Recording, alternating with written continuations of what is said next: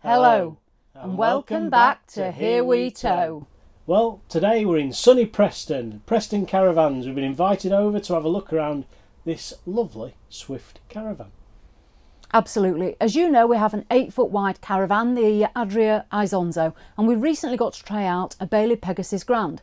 So, wanting to try more, we're going to be having a look at this. It's a Swift Elegance Grande 645.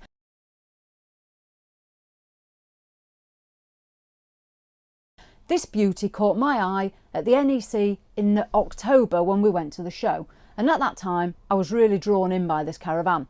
However, I appreciate it's a flagship model, but at £34,270, that's a hell of a lot of money for a caravan. So we're going to have a look around a little bit closer just to see where is that money going. And if you don't want an 8-foot wide caravan, this is also available in the 7.5-foot model, so it might be worth you watching if you're interested. So catch us after this.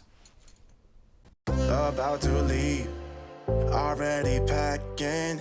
Come with me, I'm not really asking. We'll get away to a place where we don't know. About to see the world in action. The Swift Elegance Grande has a width of 2.45 metres or 8 feet, a total length of 7.98 metres or 26.2 feet, and an MTPLM of 1,855 kilograms. The front of the Swift Elegance Grande 645 is certainly imposing with these lovely tinted windows. As we look down, you'll see ATC is standard. Then we move over here to the near side. It's on the near side that you can see the twin axles there. They have Alco receivers and the decals are a lovely bronze colour. Also on the near side, as well as the 645 badge, you'll see here that we have the Truma socket for 230 volts of electricity for plugs. Also here there's a locker and you'll be pleased to see the external gas point for your barbecues. On the off side, there's plenty to see on here too. We've got the Aldi vent.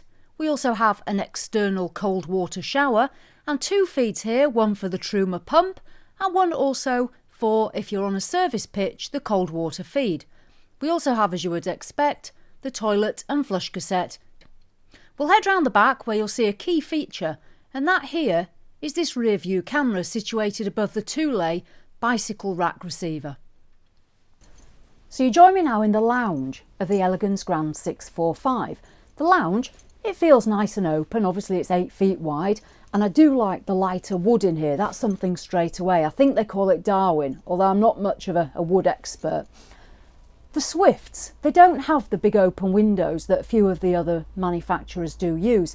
They have the smaller one and then more of a sunroof here and then above there. It doesn't let as much light in, and I must say I don't find the view out, although today we haven't got much of one, I don't find the view out quite as appealing as I do in some of the others. However, that being said, it's a lovely open space. The furnishings for this year, 2019, they're a purpley colour. They're all right. If you don't like these scatter cushions, you can always buy some more from a different outlet and improve that look for you. The front chest is lovely. Great big one with the pull out there for having your meals on. And at the front you'll see straight away we've got the USB port here and also a plug. The idea here is the television doesn't go at the front, it goes a little bit further back, which we'll see in a minute. I know we've got our little August telly and I'd be inclined to bob that on there, to be honest, so I can look out that way. We move into the kitchen. So what does £34,000 get you in here? It gets you a gigantic tap. It's quite impressive. It also gets you a microwave and it gets you 2 sockets on the wall, which is always helpful if you've got a toaster and a kettle or a coffee machine or something else.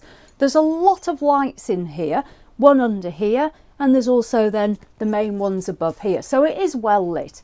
In the cupboards, you've got a rack for your plates to keep them all tidy, and nice feature here is this huge cutlery drawer. As you can see, absolutely massive. So loads of room for practically anything in there. And they are soft close, which you'd expect. Under here, we've got dual fuel hob. We have electric and gas. We also have a grill and an oven. It's a domestic appliance, probably fairly standard. The one thing I'm not quite getting in the kitchen, obviously there's a chopping board, but why you need this gigantic drainer? I just wouldn't know what to do with that. Great size sink, but once that's on there, you've lost a lot of your preparation area. I appreciate there's the flap here.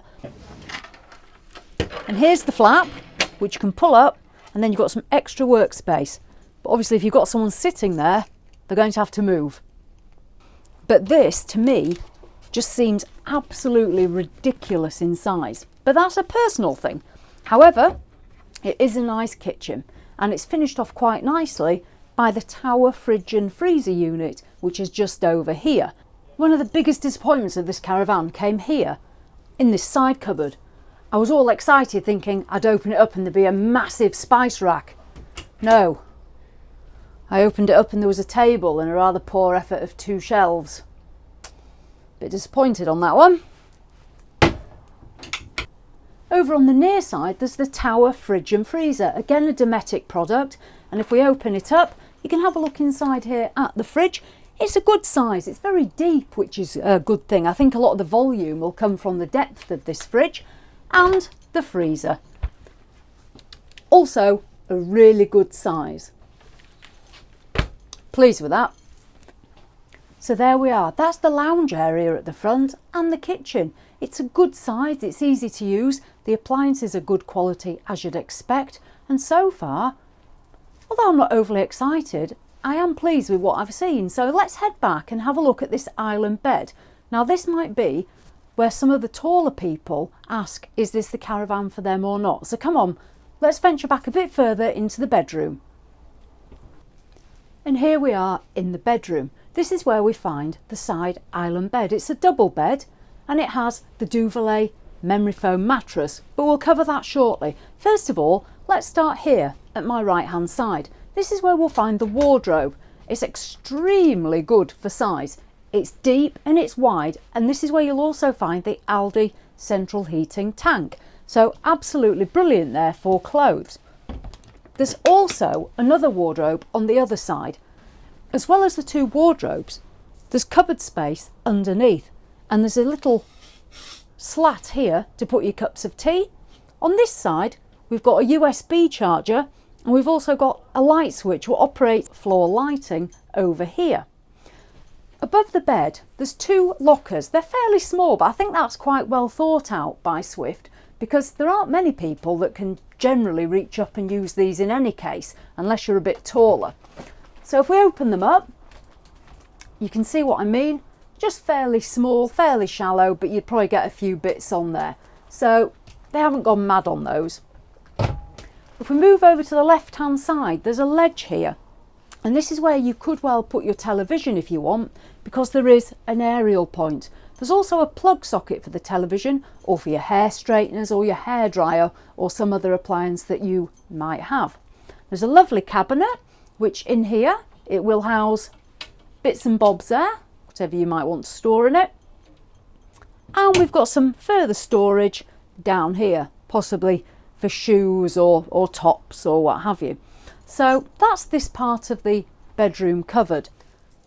Let's talk about the bed. This double bed is currently fully extended and it's approximately 6 feet in length. Now Jules has laid on this and his feet do dangle out the end. So in order to create more space around the bed, they've obviously gone for a slightly shorter one. So if you're a taller chap or lady, this might not be the caravan for you based on this. However, one absolute positive is, as you can probably see, they're using the Duvet mattress. This is common with the Swift range now, they've gone for Duvet.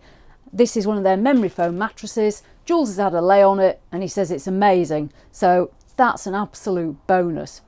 So in summary, the bedroom, well thought out, well laid out, and there is plenty of room. So let's now head back to what I consider the piece de la resistance, the bathroom.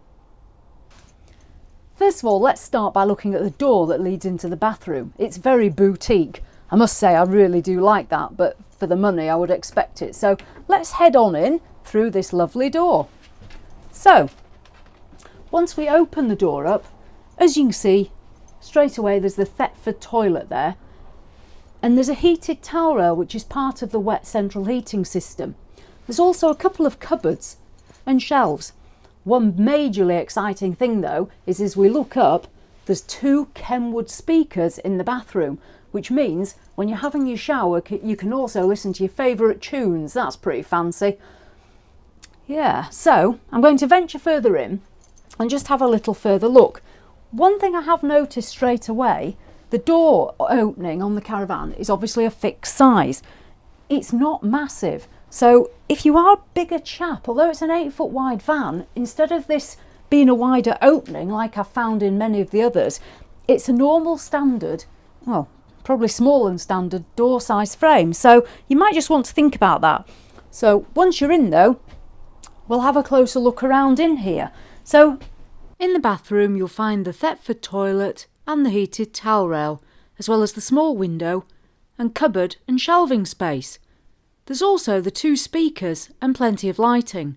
The speakers are controlled from the command system, which we'll look at once we're finished here in the bathroom. There's a lovely illuminated fixed mirror on the side, and it leads down to the sink, which is absolutely beautiful. I was really taken by this. There's also this mirror here fixed to the side, great for makeup or shaving or squeezing any spots you might have. Further down you'll see we have the shower here, a great space for most people. We'll head in and have a closer look. It's illuminated, it's a good size, and it's got the orbital shower head, which is very popular these days.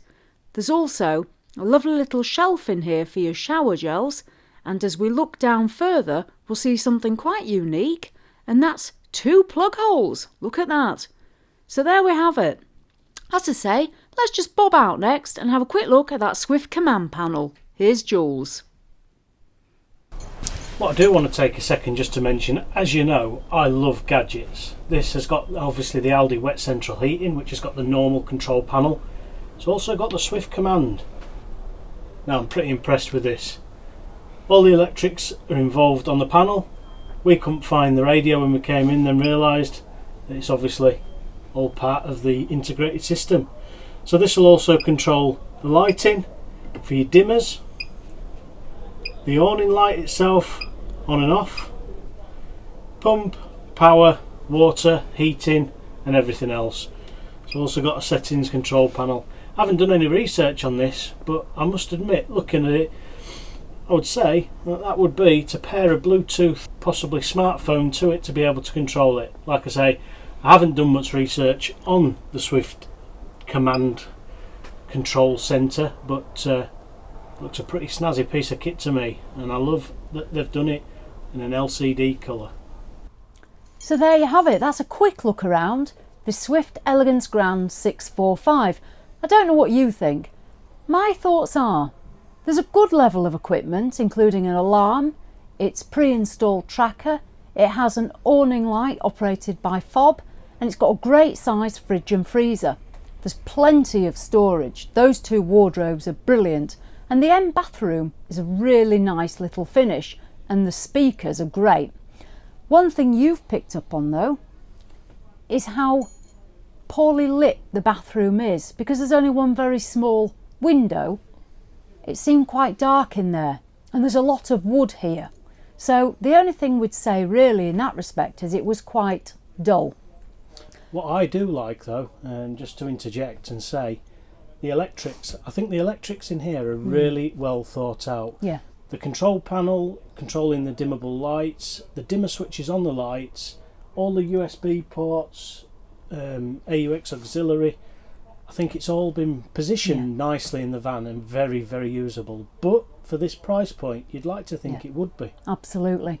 There is a big deal breaker though for us on this van, and that's the size of that bed. That island bed is just too small. If you are tall, you're not going to fit in it.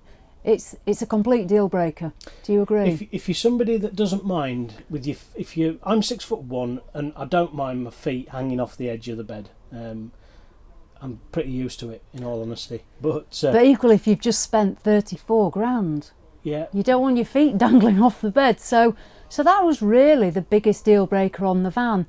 And also when you compare this price to the Eldest Buccaneers, for example, where for the same money you're going to get underfloor heating and the hydraulic self-levelling system. I'd be inclined, to be considering. It is. But if you've got, it's personal preference. Absolutely. It's one of those. If you come and look around it and you fall in love with it, then it's totally for you. But that is something that we've picked up on. Yeah. So we're just putting out there, that's what we found. So we've had a look round it. You can think of it what you like from what you've seen. But as always, we will say, thanks for watching. Catch you in the next one.